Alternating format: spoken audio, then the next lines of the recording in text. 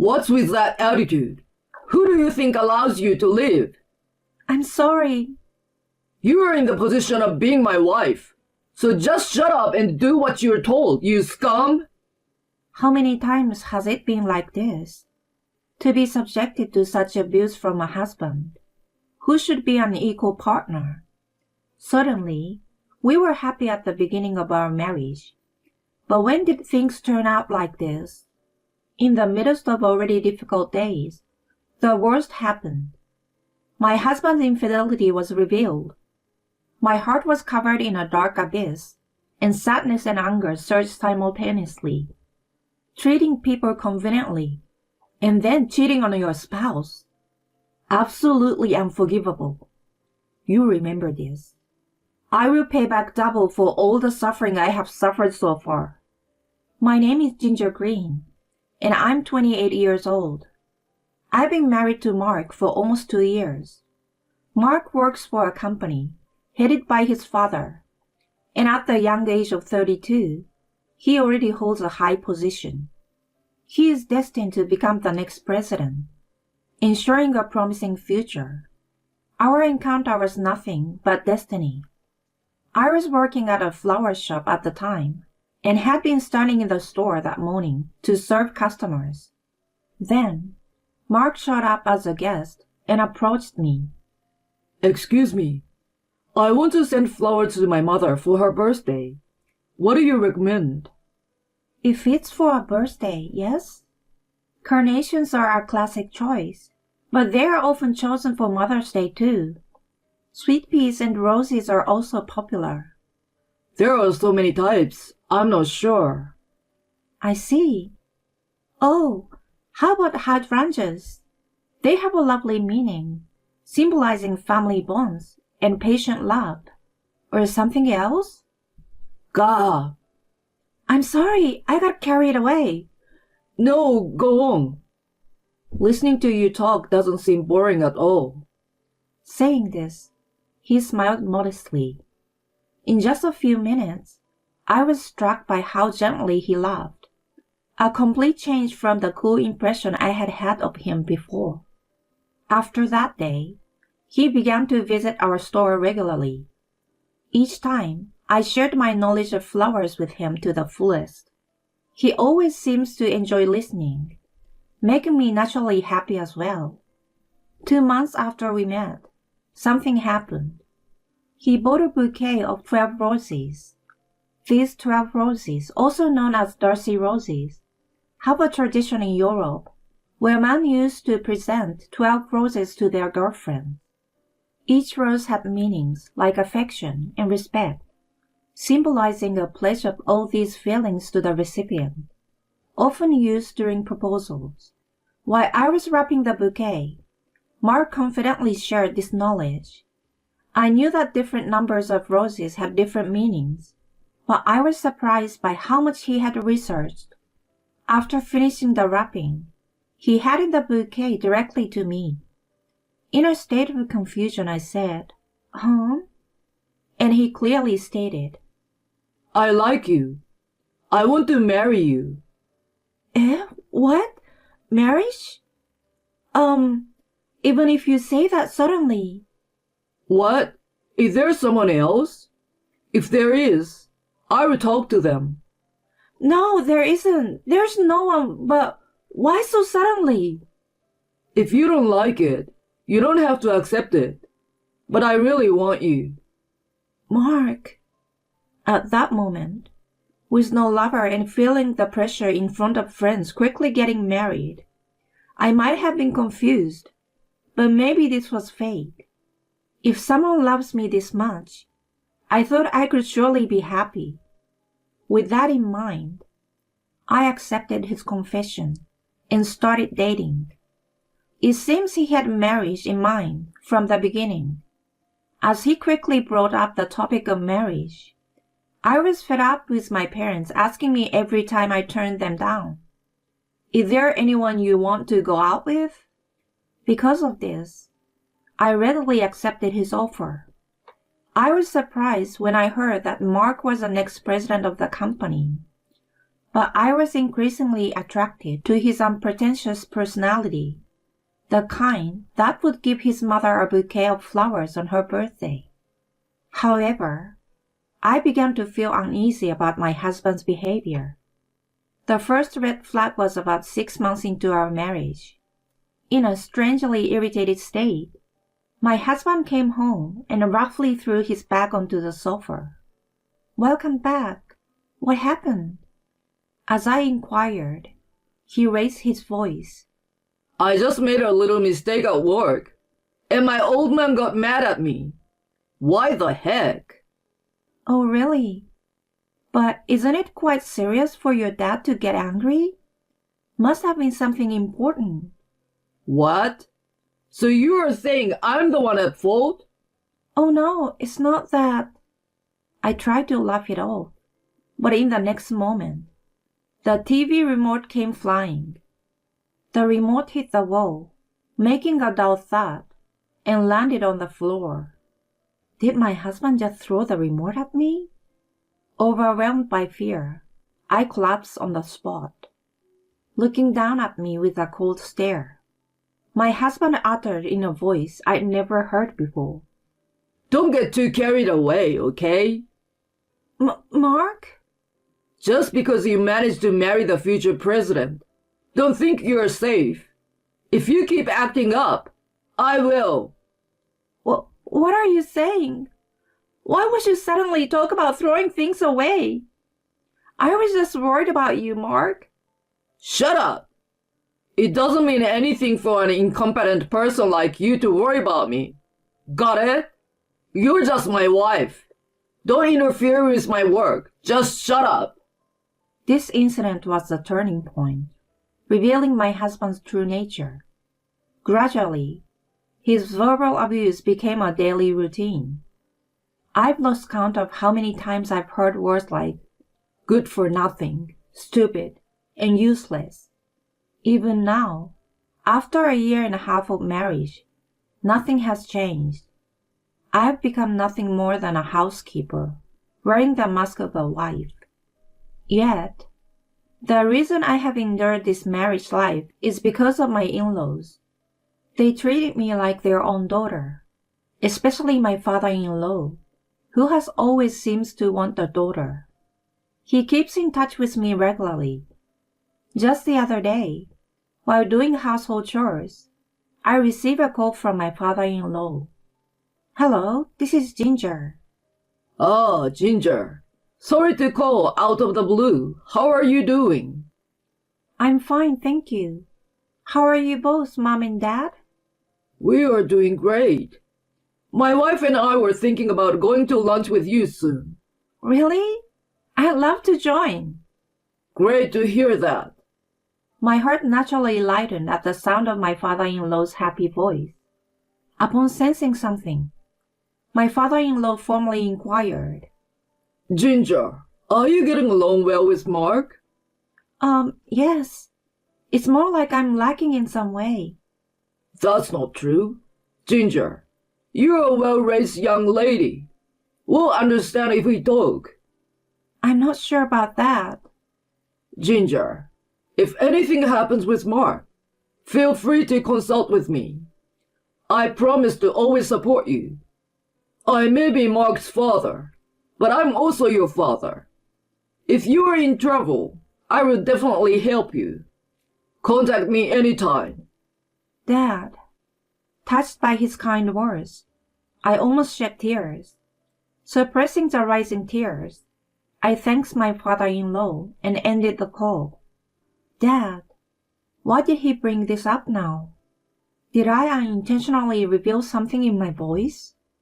If I were to consult Mark's father about Mark's verbal abuse, and Mark found out, just imagining it makes me shiver.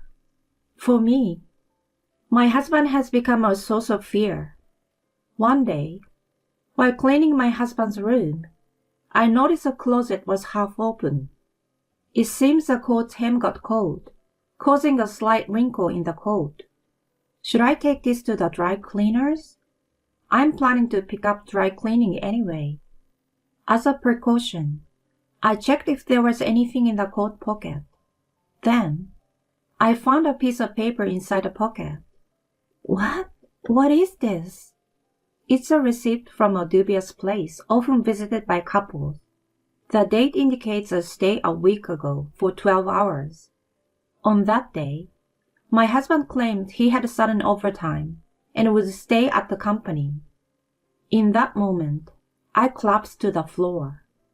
Never did I imagine that my own husband would be cheating.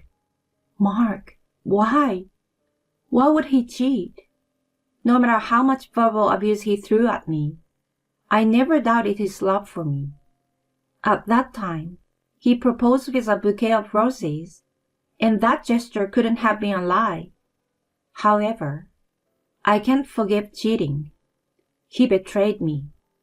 Looking back, there were strange occurrences. Sudden increase in overtime, constantly checking his phone, and a faint scent of soap despite supposedly him staying at the company. Now all those signs were clear evidence of infidelity. There's no room for leniency or consideration towards him anymore. This moment was when the trust I had built up for him crumbled. Unforgivable. After insulting people so much, he was cheating in secret? Just mocking others and quietly betraying me. But I won't just cry and accept it. I will definitely get revenge. From that day on, I decided to monitor my husband's behavior. I start following him when he leaves home, and after he disappeared to his office, I wait at the cafe near the entrance. Then, as expected, his lies became more and more obvious. Today, I will be working overtime and staying at the company. Such a message arrives, but he leaves promptly at the regular quitting time. Following him, I discover that he's meeting with a female colleague at the station 2 stops ahead. The two of them, arms entwined, head toward the location on the receipt. They spent the night together, and the next morning, as they emerged, they exchanged passionate kisses near the entrance. I continue to capture the whole affair with photos and videos. Regardless of it being for evidence, witnessing the scene of infidelity from a man I once loved is not a pleasant experience. After several weeks of observations, a substantial amount of evidence of the affair had accumulated. I waited for my husband to return to discuss it with him. I have something important to discuss. Sending that text, Mark returned home just past 11 p.m. What's this about? He opened his mouth with apparent annoyance, and I immediately broached the subject. Mark, are you cheating?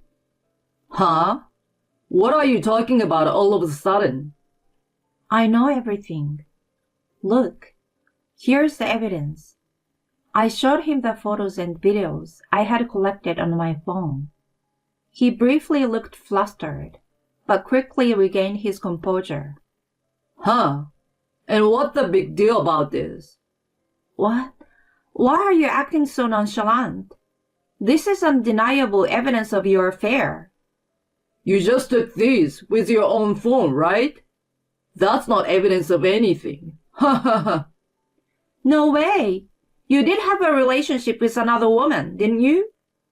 Oh well, if you're going that far, fine. It's over. Huh? At that, Mark took out the divorce form he had prepared in advance and thrust it in front of me. There you go. I will divorce you as you wish. Just get out quickly. Wait. The conversation isn't over yet. I cheated because you're not attractive. Got it? Get out, you trash. Understood. I immediately packed my things and left the house. As I left, I heard Mark's voice saying, You're finished too. But I closed the door without saying anything. Apologies to my parents, who were so happy about the marriage, but with nowhere to go. I reluctantly returned to my parents' house. On the way back, I signed the divorce papers handed to me and submitted them to City Hall. I also didn't forget to print out all the evidence of the affairs I had overlooked and sent them in an envelope to my in-laws. The next day, I quickly received a call from them. Ginger, is the content of that envelope true? My father-in-law raised his voice at the outset. I'm sorry, Dad, for surprising you like this. After questioning him about the affair the other day, Mark kicked me out of the house. What? And the person in the photos is one of our female employees? Yes, but Mark said, what you took with your phone is not evidence. There's no way he'd say that. To let you, Ginger, go through something like this. Leave it to me. I will make sure he pays for this. I'm sorry, Dad. Please take care of it.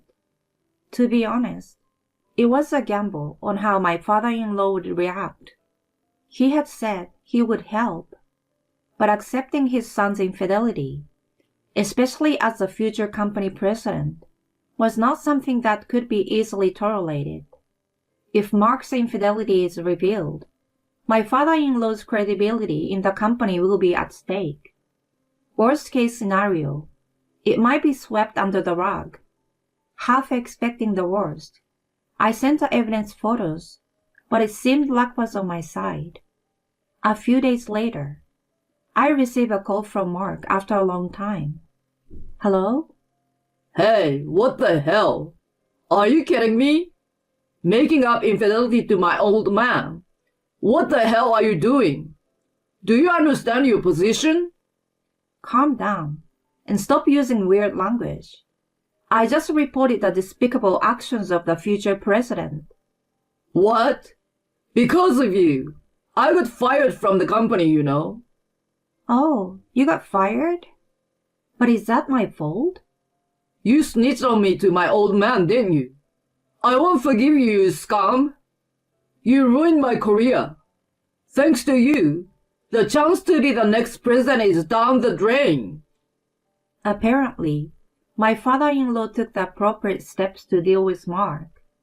My bet turned out to be a good one. I have nothing but gratitude for my father-in-law. But Mark, on the other hand, has never apologized and continues to abuse me. My anger at him reached its peak. Don't be silly. You still blame others for this situation? All this happened because you cheated on your wife while you were married. How could you say such a thing after betraying me? Hey you. Who are you talking to? You should know your place. What? You're just unemployed now, right? With the title of next president taken away, you've been fired, and there's no social value left in you. Now that your father's connections are gone, you're just an incompetent fool. You're nothing but a piece of trash who hangs on to your father's wishes. You think you can just say whatever you want? Regardless of what happens, I will never forgive you. I will make you suffer many times more than what I have been through, so be prepared. From now on, you will live without anyone's help forever. For eternity. Serves you right. Hey, wait a minute. The conversation isn't over yet. Goodbye. Take care, or rather, struggle on your own, okay? Before he could call me back, I blocked his number. Finally, peace returned to my life. Afterward, I demanded compensation from Mark, who had been fired from the company. His affair partner, also married, ended up paying compensation to her husband as well. Originally, not the saving type, Mark had no significant savings and ended up in debt to pay the compensation. Now, he works multiple part-time jobs, including night shifts at the living factory, struggling to make ends meet. For someone who had grown up without any financial worries as the son of the president, his current life must be unexpected. But I feel no sympathy. It's all the consequence of his own actions. As for me, I opened up to my parents and I ended up staying at home for a while. My mom and dad warmly welcomed me, embracing me gently, saying, "We're glad you're safe." Now I've returned to the flower shop where I used to work, enjoying fulfilling days. Although I've become divorced, I find more than enough happiness without getting married again. The painful past cannot be erased, but I can use it to shape a better future. I aspire to live a better life based on the lessons learned from this experience.